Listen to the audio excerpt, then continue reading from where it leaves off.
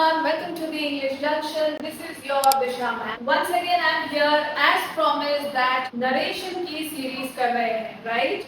I hope आपने declarative sentence की practice कर ली होगी क्योंकि हमारा declaration जो है declarative sentence का narration session already posted है and today I am here with the second variety of narration that is imperative sentence. So are you all ready with me to learn the narration with imperative sentences? So let us start. तो सबसे पहले हम ये जानते हैं कि imperative sentence होते क्या है. वैसे आप में से बहुत सारे लोगों को ये पहले से पता होगा, फिर भी मैं एक बार ब्रीफ करना चाहूंगी. किसी भी तरह का ऑर्डर, रिक्वेस्ट, कमांड, एडवाइस और सजेशन अगर होता है तो वो सारे आते हैं imperative sentences के अंदर. And today we are going to learn the narration, मतलब imperative sentence को direct से indirect में यानी direct से reported speech में हम कैसे change करेंगे, ये आप इस सेशन के बाद मास्टर करने वाले हैं. So let us start with the example. सबसे पहले आपको ये जानना है, मेरे फर्स्ट सेशन में भी मैंने कहा था नरेशन के, जब मैंने इंट्रोडक्टरी सेशन दिया था कि किसी भी सेंटेंस के, किसी भी डायरेक्ट सेंटेंस के दो पार्ट्स होते हैं, reporting dialogue and reporting verb. Yes, तो पहले आता है रिपोर्टिंग वर्ब, उसके बाद सेकंड पोर्शन में आता है इन्वर्टेड कॉमास में रिपोर्टिंग डायलॉग. ओके, सो यहाँ पूरा फोकस आपको रखना है the mood of the dialogue. जो सेंटेंस में, डायरेक्ट सेंटेंस में जो डायलॉग है उसका मूड आपको पहचानना है कि वो रिक्वेस्ट है या ऑर्डर है या स्पीकर ने कमांड दिया है या एडवाइस दिया है या सजेशन दिया है. सो अकॉर्डिंगली आपको इसको ट्रांसफॉर्म करना है direct to indirect speech. Usually हमारे डिक्लेरेटिव केस में हम क्या देखते हैं कि हमारे जो रिपोर्टिंग वर्ब्स हैं वो says, said to, told, right, इस तरीके से होते हैं. पर यहाँ इंपेरेटिव के केस में हमारे जो रिपोर्टिंग डायलॉग्स हैं will be totally based on the mood of the sentence. अब इसमें मूड के साथ साथ एक चीज और आपको ध्यान रखना है कि जो डायलॉग होगा वो या तो पॉजिटिव डायलॉग होगा या नेगेटिव डायलॉग होगा.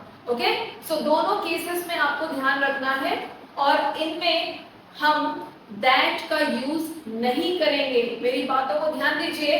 जैसे डिक्लेरेटिव सेंटेंस में हम दैट का यूजेज करते हैं एज अ कनेक्टिव, यहाँ हमें दैट का यूज नहीं करना है. हमें यूज करना है to plus first form of the verb in the positive sentence and not to plus first form of the verb in the negative sentence. Okay, so ये to plus first form and not to plus first form ये है क्या? So this is infinitive. Okay, so जिनको infinitives नहीं पता, मैं बहुत जल्दी एक infinitive का भी लेक्चर ले आऊंगी जिसमें I will explain कि infinitive, gerund and participles क्या होते हैं. ये नॉन फाइनाइट्स के पार्ट्स हैं. सो ये हम बाद में करेंगे. पहले अभी ये समझ लेते हैं कि इंपेरेटिव सेंटेंस को आप ट्रांसफॉर्म कैसे किया जाए direct to reported speech. Let us start with some examples. Like here I have written clearly. देखिए पहले मैंने मेंशन किया है reporting verbs and it is written according to the mood of the sentence. Okay, so आपको sentence का mood पहचानना है. Mood पहचानना है मतलब स्पीकर ने जो डायलॉग दिया है उस डायलॉग में वो कमांड कर रहा है, रिक्वेस्ट कर रहा है, एडवाइस कर रहा है या सजेशन दे रहा है, ये आपको पहचानना है. एंड अकॉर्डिंगली आपको रिपोर्टिंग वर्ब बनाना है खुद से. फॉर एग्जाम्पल देखिए यहाँ पे, फॉर अ पॉजिटिव डायलॉग हम क्या यूज करेंगे, to plus first form of the verb. Now see the example. Direct sentence है, the teacher said to the students. The dialogue is keep quiet. So जब teacher कहती है keep quiet तो वो कुछ और नहीं कह रही है, उसके आगे जस्ट एक कमांड दे रही है. तो इस सेंटेंस के डायलॉग को सुनकर हम सब समझ सकते हैं कि टीचर गुस्से में है, नाराज है और नाराज होकर एक कमांड दिया है keep quiet. ओके, सो जैसे हमें ये पता चलता है कि ये कमांड है तो हमारा रिपोर्टिंग वर्ब मिल गया हमें. हमारा रिपोर्टिंग वर्ब होगा कमांडेड. ओके, सो इसका इनडायरेक्ट सेंटेंस देखिए, the teacher commanded the students to keep quiet. ये है हमारा to plus first form of the verb, क्योंकि ये पॉजिटिव सेंटेंस था इसलिए हमने क्या यूज किया, to plus V1, to plus first form of the verb, to keep quiet. Quite simple, यहाँ पे आपको दैट का यूज नहीं करना है, रिमेंबर दैट, राइट। जो सेंटेंस में वर्ब है उसके फर्स्ट फॉर्म के पहले आपको टू लगाना है। And for negative, look here, negative dialogue के केस में not plus to plus first form of the verb, right. ये फॉर्मूला हम फॉलो करेंगे।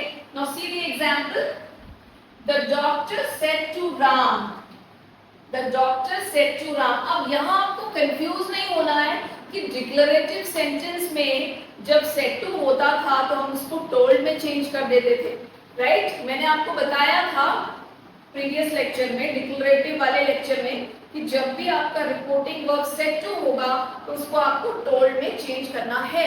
लेकिन this is imperative case, imperative sentence में टोल्ड में चेंज नहीं होगा। Do not gate confused. यहाँ पे आपको फिर से सेंटेंस का डायलॉग का मूड देखना है। डायलॉग का मूड क्या है, do not eat junk food. So doctor ने पेशेंट को कहा do not eat junk food, तो डॉक्टर क्या करते हैं, कमांड तो करेंगे नहीं, डॉक्टर ऑर्डर भी नहीं करेंगे, डॉक्टर क्या करेंगे, एडवाइस। ओके, सो हमें इतनी समझ होनी चाहिए कि हम डायलॉग का मूड समझ सके। सो इट इज एडवाइस, तो हमारा रिपोर्टिंग वर्ब क्या बन जाएगा, advised. Okay, so the indirect sentence would be the doctor advised Ram not to eat junk food. Okay, so to eat जो है ये infinitive है, to plus first form of the verb, और उसके पहले हमने not add किया है because the dialogue was negative. Do not था तो हमने क्या add कर दिया, not. Not plus infinitive means not to eat junk food. I hope you must have understood both the examples. मैंने बहुत clearly समझाने की कोशिश की है। So अब इसमें 5 वेरिएशंस आपको दिखेंगे। ओके, सेंटेंस के मूड किस किस तरह के हो सकते हैं, ऑर्डर हो सकता है, कमांड हो सकता है, एडवाइस हो सकता है, सजेशन हो सकता है एंड रिक्वेस्ट हो सकता है। अब एक और एग्जांपल देखिए, अगर टीचर ने बोला the teacher said to the students please keep quiet, सिर्फ इसी में इस कीप क्वाइट के आगे अगर प्लीज ऐड हो जाए तो सेंटेंस का मूड चेंज हो गया, सेंटेंस का मूड हो गया रिक्वेस्टिंग। सो हमारा रिपोर्टिंग वर्ब क्या हो जाएगा, requested. The teacher requested the students to keep quite.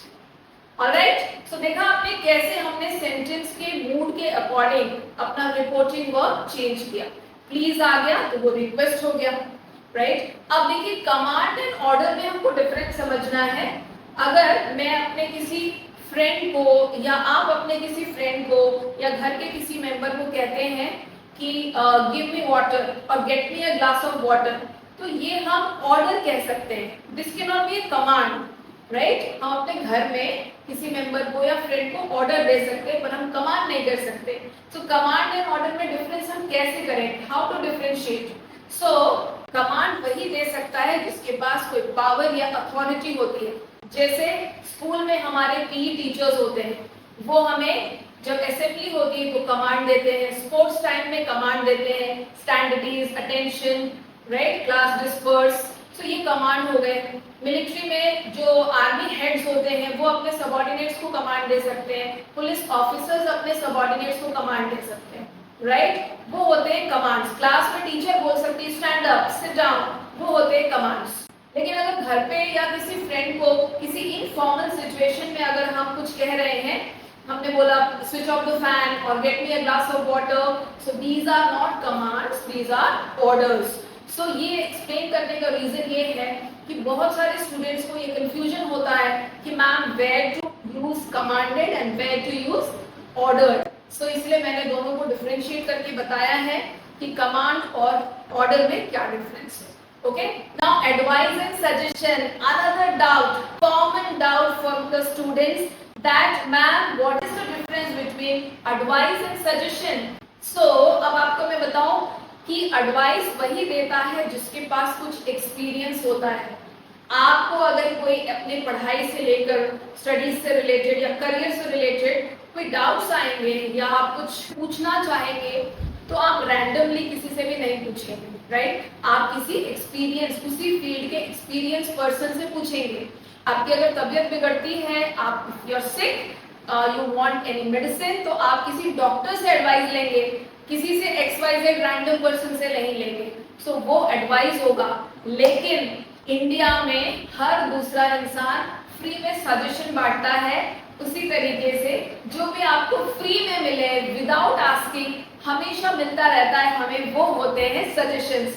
तू ऐसा कर ले, तुम्हें ऐसा करना चाहिए, तू ये किया कर, तू वो किया कर। ये ऐसे लोग सजेशन देते हैं मोस्टली जो खुद कुछ नहीं करते, right? So you can differentiate well between advice and suggestion. Sentence का मूड देखना है, बहुत सिंपल है। इंपरेटिव सेंटेंस से आपको डरना नहीं है। बैक शिफ्टिंग रूल्स हमने पहले ही आपको एक्सप्लेन कर दिया है। टेंस का जो बैक शिफ्टिंग रूल होता है और एडवर्ब्स में जो चेंजेस आते हैं वो पांचों वेरिएशन में सेम होते हैं, whether it is declarative, exclamatory, interrogative, imperative और ऑब्जेक्टिव सेंटेंस। तो वो तो आप याद ही कर लीजिए कि कौन सा टेंस किसमें बैक शिफ्ट होगा और कौन सा एडवर्ब किसमें चेंज होगा। ये रूल्स कॉमन है।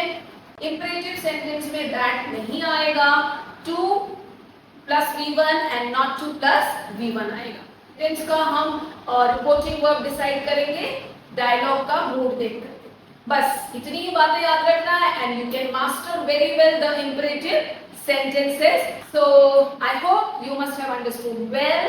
I have tried my best कि मैं simplify करके आप लोगों को narration explain कर सकूं, because narration has become a havoc.